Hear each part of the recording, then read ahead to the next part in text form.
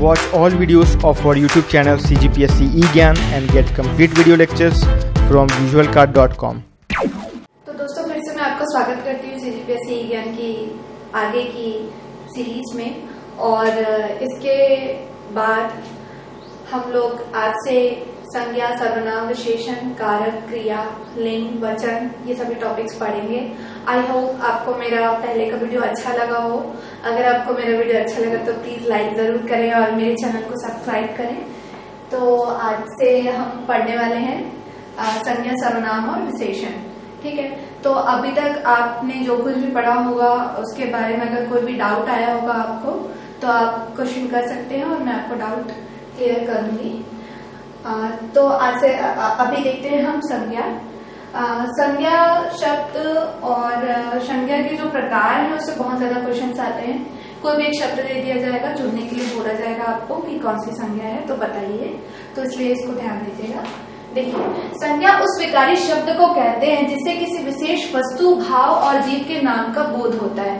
तो आप इसे क्या समझे कि कोई वस्तु है, कोई विशेष वस्तु है और फिर उसके बाद भाव है और जीव है, तीन चीजें हैं। संज्ञा के डेफिनेशन से भी क्वेश्चंस आते हैं। अगर इसी तीन शब्द को अलग अलग सेंटेंस में जोड़ दिया जाए और आपको पूछा जाए कि इनमें से कौन सा सही है तो आप थोड़े से चूक जाओगे। इसीलिए तीनों को पकड़ना जरूरी है। विशेष वस्तु, भाव और जीव के नाम का जो शब्द बोध कराता है उसे हम संज्ञा कहते हैं। संज्ञा के 5 प्रकार है, लेकिन इस प्रकार को पढ़ने से पहले इसकी परिभाषा में कुछ और चीजें छिपी हुई है।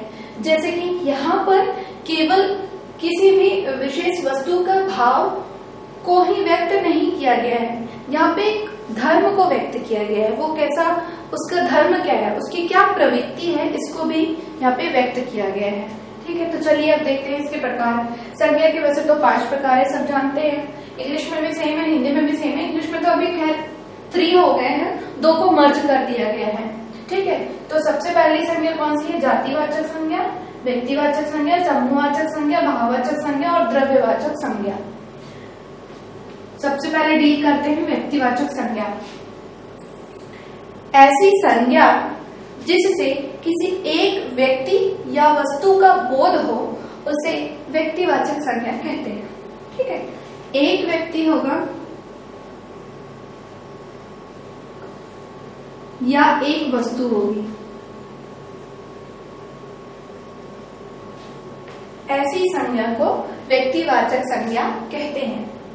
एग्जाम्पल बड़ा अच्छा एग्जाम्पल है, इसमें बहुत सारे सब इसके टॉपिक्स हैं। तो कौन कौन से पॉइंट्स इसमें आएंगे उसको देखते हैं। जैसे कि हम एक देश में रहते हैं तो देश का नाम, हर एक देश का नाम किसमें आएगा? व्यक्तिवाचक संज्ञा में।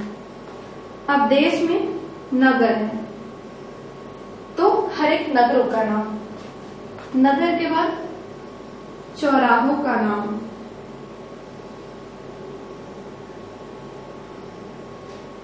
चौराहों का नाम, दिशाओं का नाम, व्यक्ति का नाम। ठीक है, नदियों का नाम, समुद्रों का नाम, पहाड़ों का नाम, ये हो गया। वृक्षों का नाम,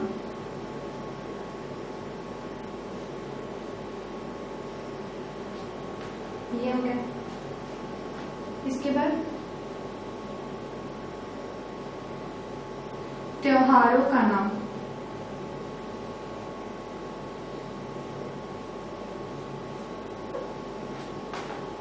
महीनों का नाम, दिनों का नाम,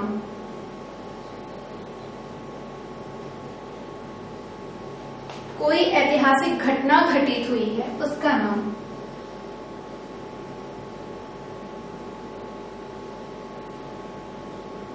जैसे कि पानीपत की लड़ाई, वो एक क्या थी? ऐतिहासिक घटना थी।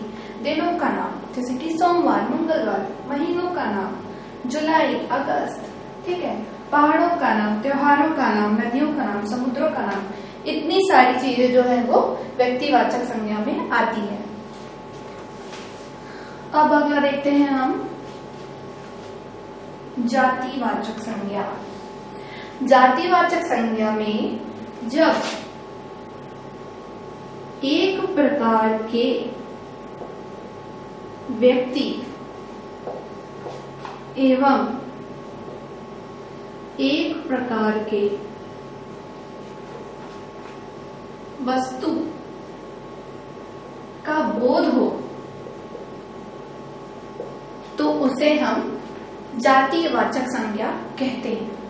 कैसे, देखिए अब एक ही प्रकार के व्यक्ति, जैसे कि मेरा नाम क्या है, तृप्ति, सर का नाम प्रशांत, आपका नाम कुछ और होगा, लेकिन हम लोगों को एक मनुष्य की जाति में रखा गया है। जैसे कि हम किसी जानवर का नाम रखते हैं तो हर एक की अलग अलग जो प्रजाति है वही क्या है, जातिवाचक संज्ञा का उदाहरण है। जैसे कि हम बोलते हैं यहाँ पे कौवा, या इसको छोड़ दो, पक्षी, पक्षी का एग्जांपल लेते हैं, पक्षी या जानवर। तो ये क्या करता है, एक संपूर्ण जाति को बोध करता है। लड़की, लड़का, औरत, ये सभी शब्द किसको इंडिकेट करते हैं, जातिवाचक संज्ञा को। ठीक है, जातिवाचक संज्ञा में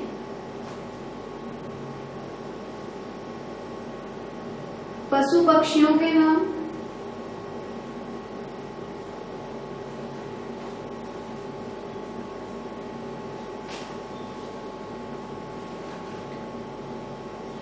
किसी व्यक्ति का व्यवसाय, किसी व्यक्ति का व्यवसाय, किसी व्यक्ति का पद, किसी व्यक्ति का कार्य, किसी व्यक्ति के सगे संबंधी, ये सभी किस में आते हैं, जातिवाचक संज्ञा में। जैसे कि किसी व्यक्ति के सगे संबंधी में भाई बहन, तो कोई रिश्तेदार हैं वो सब आएंगे, उनके नाम आ जाएंगे, जैसे कि मामा, चाचा। किसी व्यक्ति का व्यवसाय, जैसे कि मैं ऑनलाइन अपना शॉपिंग का काम करती हूँ तो मेरा व्यवसाय हो जाएगा। ठीक है, पद का नाम, सपोज मैं पार्लियामेंट में हूँ, मैं मंत्री के पद पे हूँ तो मेरा पद का नाम आ जाएगा। व्यक्ति का कार्य, मैं कौन सा कार्य करती हूँ, जैसे मैं पढ़ाने का काम करती हूँ तो वो मेरा क्या आ जाएगा, व्यक्तिवाचक संज्ञा में आएगा। इसमें क्या क्या आ जाएगा, मेज, कुर्सी, टेबल, ये सभी किस में आ जाएगी, वस्तुओं के नाम में आ जाएगी। अगला आता है प्राकृतिक, प्राकृतिक तत्वों के नाम, जैसे कि तूफान है आती है, या बिजली शब्द है ना, तो ये सभी प्राकृतिक तत्वों में आते हैं।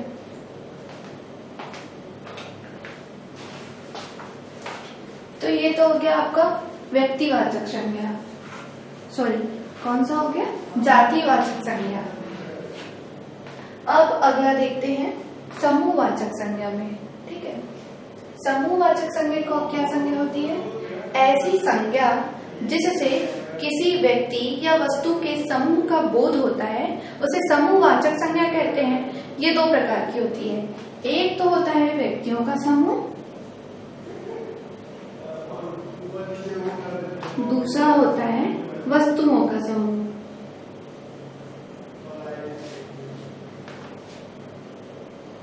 जैसे कि आप दोस्तों का समूह होगा, उससे समझ सकते हो आप लोगों का कैसे होता है। जैसे कि आप इंग्लिश में बोलोगे तो आपका ग्रुप होता है, आपका सेपरेट ग्रुप बना लेते हो आप लोग। तो वैसे ही इसमें हिंदी में क्या होता है, व्यक्तियों का समूह को हम क्या बोलते हैं, दल, या हम सभा शब्द का यूज करते हैं। ये सभी क्या होते हैं, व्यक्तिवाचक संज्ञा के बोधक होते हैं। वस्तुओं में क्या आता है, जैसे कि निर्जीव वस्तुओं का और सजीव वस्तुओं का अलग अलग इसमें पार्टीशन किया गया है। ठीक है, तो इसमें वस्तुओं में आ जाएगा आपका, या जैसे एनिमल्स का ले सकते हो तो उसमें आ जाएगा झुंड, नीलों का होता है घौन। तो ये सभी इसमें आ जाएंगे समूहवाचक संज्ञा में। अब अगला देखते हैं भाववाचक संज्ञा। भाववाचक संज्ञा किसे कहते हैं? ऐसी संज्ञा जिससे किसी व्यक्ति या वस्तु के गुण, धर्म, दशा और व्यापार का बोध होता है, उसे हम भाववाचक संज्ञा में गिनते हैं। जैसे कि पहले इसको लिखते हैं गुण या धर्म, दशा अथवा व्यापार।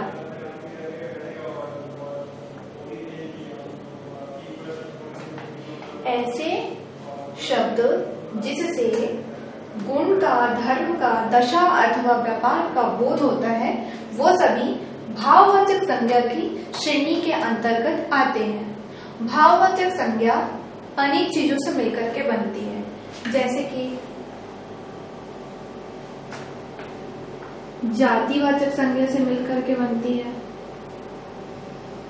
दूसरा विशेषण से बनती है, तीसरा अवयव से बनती है,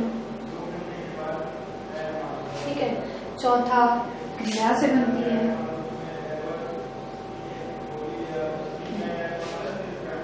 ठीक है, तो अब इसका एग्जाम्पल रीड करते हैं। तो नीचे से शुरू करते हैं। जैसे कि हम क्रिया की बात करते हैं। क्रिया में जैसे कि हम एग्जाम्पल लेते हैं दौड़ने का, है ना। तो दौड़ना क्या हो गई? एक क्रिया हो गई, या पढ़ना जो है वो एक क्रिया हो गई। लेकिन यहाँ पर पढ़ा क्या हो गए? भाववाचक संज्ञा का उदाहरण हो गया। ठीक है, अवयव में दूरी का एग्जाम्पल लेते हैं, या अब जब जो शब्द है वो सभी अवयव में आते हैं। ऐसे शब्द जो हमेशा इंडिपेंडेंट होते हैं, किसी के ऊपर डिपेंडेंट नहीं होते हैं, वैसे शब्दों को अवयव कहते हैं। जो स्वतंत्र चलते हैं, किसी के ऊपर आश्रित नहीं होते हैं, ये बोल सकते हो हिंदी में आप। ठीक है, तो ऐसे शब्दों को क्या बोलते हैं? अवयव बोलते हैं। तो अवयव का एग्जाम्पल क्या हो गई? दूरी से क्या बनता है? दूरिता। ठीक है, तो वो भाववाचक संज्ञा में आ जाएगी। विशेषण में क्या हो गई? जैसे हम किसी की विशेषता बताते हैं, है ना। जैसे कि बुद्धिमान से क्या बनी? बुद्धिमता, हम उसे ऐसा कह सकते हैं। और फिर आता है जातिवाचक संज्ञा। ऐसे शब्द जो जातिवाचक संज्ञा का बोध कराते हैं, उसे भी हम भाववाचक संज्ञा में चेंज कर सकते हैं। ठीक है, तो जातिवाचक संज्ञा का एग्जाम्पल क्या हो सकता है? क्या ले सकते हैं हम जातिवाचक संज्ञा का एग्जाम्पल? जैसे लड़का से क्या बन सकता है? लड़कपन, ये बन सकता है। ऐसे ही अब सर्वनाम से भी क्या होता है? भाववाचक संज्ञाएं बनाई जाती है।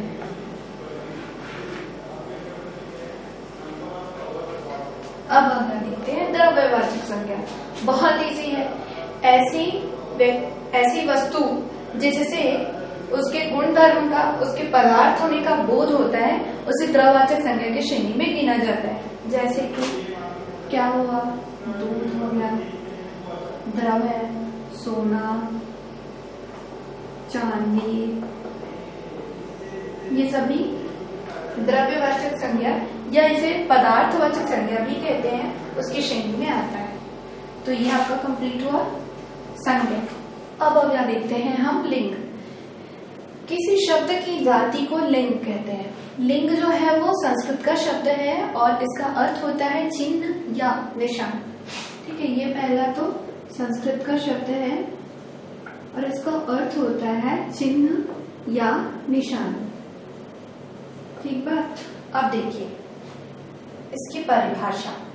संज्ञा के जिस रूप से व्यक्ति या वस्तु की नर या मादा जाति का बोध हो उसे व्याकरण में लिंग कहते हैं। अर्थात ऐसे शब्द जिससे नर या मादा जाति का बोध हो उसे हिंदी व्याकरण में लिंग कहते हैं। और लिंग जो है वो संस्कृत का शब्द है, इसको ध्यान देना है। पूछ सकता है कि लिंग कौन सा शब्द है, किस भाषा का शब्द है, तो संस्कृत भाषा का शब्द है और इसका अर्थ होता है चिन्ह लगाना या निशान लगाना।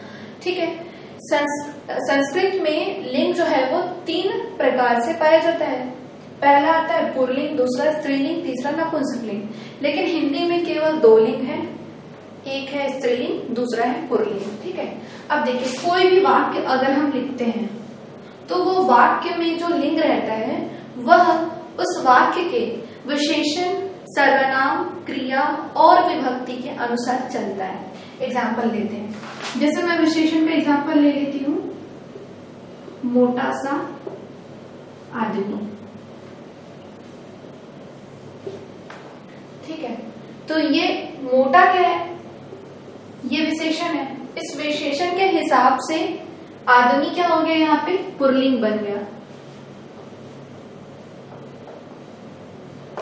ठीक है। आदमी क्या बन गया, पुल्लिंग बन गया।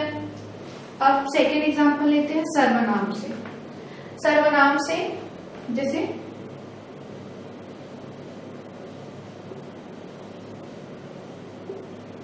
आप पुस्तक पढ़ती हैं,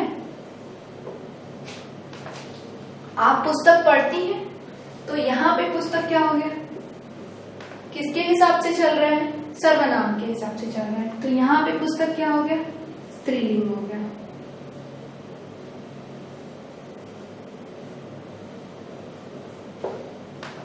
ठीक है। इसी प्रकार क्रिया के हिसाब से, जैसे कि आदमी दौड़ता है, तो वहां पे क्या हो गया, वो पुल्लिंग बन गया, है ना। तो इसी के हिसाब से लिंग जो है वो चेंज होता है। किसी भी वाक्य में लिंग सर्वनाम, विशेषण, क्रिया और विभक्ति के ऊपर डिपेंड करता है कि वो वाक्य में कैसे यूज होगा, क्या वो स्त्रीलिंग होगा या पुल्लिंग होगा। इसका निर्णय ये सभी चीजें करती है। ठीक है। अब देखिए मैंने बताया कि हिंदी में 2 लिंग हैं, स्त्रीलिंग और पुल्लिंग। अब देखिए हमारे देश में बहुत सारे लोग यहाँ पर आए, सब अपनी अपनी भाषा लेकर के आए, तो उनमें से बहुत सारी चीजें हिंदी में माइग्रेट होकर के यूज होने लगी। तो ऐसे शब्दों को हमने अलग अलग भागों में बांट दिया, तो वो बात का टॉपिक है, उसको बाद में पढ़ेंगे। लेकिन हम इतना तो जानते हैं कि तत्सम, तद्भव, देशज और विदेशी शब्द यूज किए जाते हैं। तो ऐसे शब्दों को अलग अलग बांटा गया है, उनमें स्त्रीलिंग और पुल्लिंग के कुछ नियम हैं जिसको आपको याद करना होगा, क्योंकि इतनी सारी चीजें आप याद नहीं कर पाओगे। इसलिए कुछ छोटे छोटे जो नियम हैं, जो रूल हैं, उसी को आप याद करो या उसको समझने की कोशिश करो, तो ये एग्जाम में काम आएगा। थोड़ा सा ट्रिकी भी है ये और मजा भी आएगा। तो उस नियम को देखते हैं। तो सबसे पहले हम पुल्लिंग के नियम देख लेते हैं और उसके बाद हम स्त्रीलिंग के देखेंगे। अलग अलग भाषाओं से कुछ जो शब्द हैं वो हिंदी में प्रयोग किए जाते हैं, इसी वजह से उनके भी हम स्त्रीलिंग और पुल्लिंग को देखेंगे। तो स्टार्ट करते हैं हम पुल्लिंग से। पुल्लिंग में जिन शब्दों का अंत में त्र होता है, जैसे कि चरित्र हो गया, ये किस में आ जाएगा, पुल्लिंग में आ जाएगा। जिन शब्दों के अंत में नांत होता है वो पुल्लिंग में आते हैं। जिन शब्दों के अंत में ज होता है, जैसे कि जलज होता है, पंकज होता है, वो सभी पुल्लिंग में आते हैं। जिन शब्दों के अंत में त्व, त्य, व और य आते हैं वो पुल्लिंग में आते हैं। जिन शब्दों के अंत में आर, आय, आस आता है वो पुल्लिंग में आते हैं। अधिकार, उल्लास, ये सभी किस में आ गए, पुल्लिंग में आ गए। इसमें एक अपवाद भी है, आय। आय और सहाय 2 है, इसमें अपवाद। वैसे ही नांत में पवन अपवाद है। ठीक है। जिन शब्दों के अंत में अ आता है या अकारांत होता है, क्रोध, मोह, ये पुल्लिंग में आ गए। जिन शब्दों के अंत में त आता है, त, वो किस में आता है, पुल्लिंग में आता है। जिन शब्दों के अंत में ख आता है, जैसे कि मुख, दुख, सुख, जिसमें लास्ट में ख है, वो किस में आता है? पुल्लिंग में आते हैं। जिन शब्दों के जिन भाववाचक संज्ञाओं के अंत में ना, आव, पन, पा और व आते हैं वो पुल्लिंग में आते हैं। ये सब रूल्स मैं आपको इसलिए बता रही हूँ क्योंकि आपको छत्तीसगढ़ी में भी ये काम आएगा। जब छत्तीसगढ़ी लैंग्वेज पढ़ोगे तो सेम रूल्स अगर एक बार पढ़ लिए तो उसमें भी काम आ जाएगा। मतलब एक बार पढ़ो, दोनों का फायदा उठाओ। इसी वजह से ये रूल्स मैं आपको बता रही हूँ। अदरवाइज आप इसको बुक से भी एक बार देख लिए, आप पढ़ लिए, उसके बाद आपको अच्छे से क्लियर हो जाएगा। लेकिन इसको बताने का उद्देश्य मेरा यही है क्योंकि हिंदी में तो कम ही आता है लेकिन छत्तीसगढ़ी में आता ही है, वचन पूछा ही जाता है। आप प्रीवियस ईयर के क्वेश्चन पेपर उठाइए, खासकर सहायक संप्रेक्षक का पेपर, उसमें तो बहुत सारे क्वेश्चन इससे आए ही थे। ठीक है, अब अगला है शरीर के अंगों के नाम, जैसे कि कान है, मुंह है, होठ है। इसमें भी कुछ अपवाद हैं, जैसे कि नाक, कोहनी, ये सभी जो है वो अपवाद में आते हैं।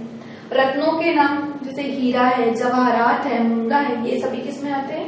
पुल्लिंग में आते हैं। धातुओं के नाम, धातुओं में सभी धातुओं के नाम पुल्लिंग में आते हैं केवल चांदी को छोड़कर। फिर अनाज का नाम, ये भी किस में आता है? पुल्लिंग में आता है। इसमें भी कुछ अपवाद हैं। ठीक है, जैसे कि जौ है, मूंग है, ये सभी अपवाद में आते हैं। पेड़ों के नाम में बरगद है, कुछ भी पेड़ के नाम आम, बरगद, ये सभी किस में आते हैं? पुल्लिंग में आते हैं। द्रव्य पदार्थों के नाम दूध, घी, ये सब किस में आते हैं? पुल्लिंग में आते हैं। भौगोलिक जल और स्थल, देशों के नाम पर्वत, पहाड़ और मैदान, रेगिस्तान। वायुमंडलों के नाम स्थल मंडल, जल मंडल, नभ मंडल, ये सब किस में आते हैं? पुल्लिंग में आते हैं। ऐसे शब्द जिनका अंत में आब आता है, जैसे शराब, खराब, ये सब किस में आ गए? पुल्लिंग में आ गए। ये हालांकि उर्दू के शब्द हैं। ठीक है, तो ये आपका पुल्लिंग कंप्लीट हुआ। अगर इसमें कुछ अगर और भी चीजें अगर बच गई होगी तो आप खुद से इसको इंक्लूड कीजिए, और जो भी अगर छूट जाता है तो उसको एक बार रिमाइंड भी करा सकते हैं आप मुझे, क्योंकि मैं इतने सारे वीडियो लेक्चर्स बना रही हूँ एक साथ पैरेलली, तो कुछ ना कुछ मिस हो जाता है, तो उसके लिए मुझे रिमाइंड करवाइए। तो ये हो गया पुल्लिंग। अब हम देख लेते हैं स्त्रीलिंग। अब स्त्रीलिंग देखते हैं। स्त्रीलिंग में भी बहुत सारे नियम है। ये सारी चीजें मैं आपको बस थोड़े से ऐसा ओवरव्यू के लिए बता रही हूँ। आप कोई भी मार्केट से बुक उठाइए, लूसेंट की हो चाहे जो भी हो, जो भी आपको बुक अच्छी लगती है, और बस उसे देखना शुरू कीजिए और पढ़ना शुरू कीजिए। उसको याद करना थोड़ा सा डिफिकल्ट है, तो एक बार बस आप देख के जाइए। जब कभी भी आप पेपर देते हैं तो उसके पहले रात में थोड़ा सा बस फटाफट पढ़ने पलटने का काम कीजिएगा। ठीक है, तो देखिए स्त्रीलिंग में क्या आ जाएगा? आकारांत, ऐसे शब्द जिसके अंत में आ आता है, जैसे कि दया है, माया है ना। नकारांत, जिसके अंत में ना आता है। उकारांत, जिसमें ऊ आता है, ये वाला। ठीक है, जैसे वायु है, जिसके अंत में ती और नी प्रत्यय जुड़ा हो, जैसे कि गति, मति, हानि, ये सभी शब्द आ जाएंगे। जिसके अंत में तार जुड़ा हुआ हो, जैसे नम्रता, लघुता। जिसके अंत जो इकारांत शब्द हो, मतलब जिसमें ये वाली मात्रा लगती हो, जैसे कि निधि, है ना। जिसके अंत में ईमा प्रत्यय जुड़ा हुआ हो, है ना। फिर अगला आता है जिसमें इकारांत जुड़ा हो। इकारांत में फिर से ये वाली मात्रा आ जाएगी, जैसे कि गर्मी, है ना। फिर या, त, स, ट, वह, हट, ख, इन सभी शब्दों के जो प्रत्यय हैं वो स्त्रीलिंग के अंतर्गत आएंगे। जैसे कि एग्जाम्पल यहाँ पे देती हूँ मैं। दया, दया जो है वो किस में आ जाएगा? स्त्रीलिंग में आ जाएगा। साहस, स से बना साहस, तो ये किस में आएगा? स्त्रीलिंग में आएगा। ट भी किस में आएगा? स्त्रीलिंग में आएगा। फिर अगला आता है उकारांत वाले। उकारांत मतलब ये वाली मात्रा लगेगी। गुरु, गुरु क्या हो जाएगा? हालांकि सॉरी, गुरु नहीं आएगा। गुरु से तो पुल्लिंग शब्द का बोध होता है। ठीक है, इसमें और कुछ शब्द का एग्जाम्पल ले सकते हैं, जैसे कि हम लेते हैं चलिए इसको आप अपने से ले लीजिए, आप क्या लेंगे पता नहीं बरात से। फिर आता है अगला नदियों के नाम। नदियों के नाम जो है वो किसमें आ जाएंगे? स्त्रीलिंग में आ जाएंगे। नक्षत्रों के नाम जैसे कि पुष्य नक्षत्र, रोहिणी, ये सभी स्त्रीलिंग में आ जाएंगे। खाने पीने की चीजें, कचौड़ी है, समोसा है, खीर है, ये सभी खाने पीने की चीजें किसमें आ जाएगी? स्त्रीलिंग में आ जाएंगे। बनिए की दुकान में मिलने वाली चीजें, लौंग, इलायची, सौंफ, ये सभी चीजें किसमें आएंगी? स्त्रीलिंग में आएंगी। तो ये हो गया स्त्रीलिंग। अब इसके बाद पढ़ते हैं हम सर्वनाम। सर्वनाम बहुत इजी है। सर्वनाम ऐसे शब्दों को कहते हैं जो संज्ञा के बदले यूज की जाती है। लेकिन अब इसका डेफिनेशन भी हम पढ़ेंगे क्योंकि इसके डेफिनेशन से भी क्वेश्चन आ सकता है। डेफिनेशन में बहुत सारी चीजें छिपी रहती है और इसी को अलग अलग पॉइंट्स में बना करके क्वेश्चंस किए जा रहे हैं आजकल, और शब्दों से क्वेश्चंस किए जा रहे हैं।